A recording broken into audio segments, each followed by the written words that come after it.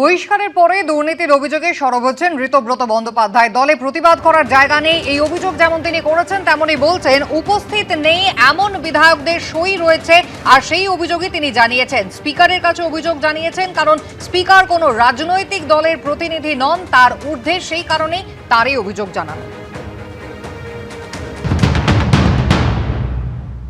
চিঠি দিয়ে কি কোনো অভিযোগ করেছিলেন? কি অভিযোগ করেছিলেন? কি আমাদের বক্তব্য ছিল 6 তারিখ যে মিটিং হয় সেই মিটিং এ কোনো রেজলিউশন নেওয়া হয়নি।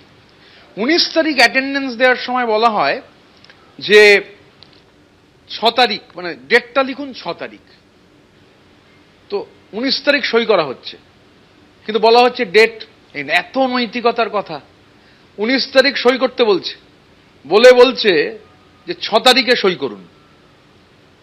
এবারে যখন সই করছি দেখছি অনেকে নেই, তাদের নাম লেখা হয়েছে। আমরা পার্টি বলে দেওয়া হচ্ছে যে 6 তারিখে লিখতে হবে। এবার স্বাভাবিকভাবে আমরা স্পিকারকে গোটা বিষয়টা জানিয়েছি। আমি দেখেছি যে বিধায়ক নেই, সই করতে গিয়ে দেখছি তার নাম লেখা রয়েছে।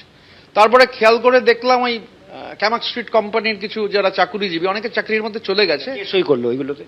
ওরাই খাতা নিয়ে নাড়াঘাটা করছিল। এখন তদন্ত করে দেখতে হবে। আমি তো মুখ্যমন্ত্রীকে অনুরোধ করব, সাধারণ সম্পাদকের যে অফিসের যারা ছিলেন তাদেরও আমার ধারণা তদন্তের আওতায় আনা দরকার, কারণ এরাই খাতা নাড়াঘাটা করছিল যারা নেই। এবং তা আমার কথা নয়, টাওয়ার লোকেশনে তো দেখা যাচ্ছে যে একজন এমএলএ নেই।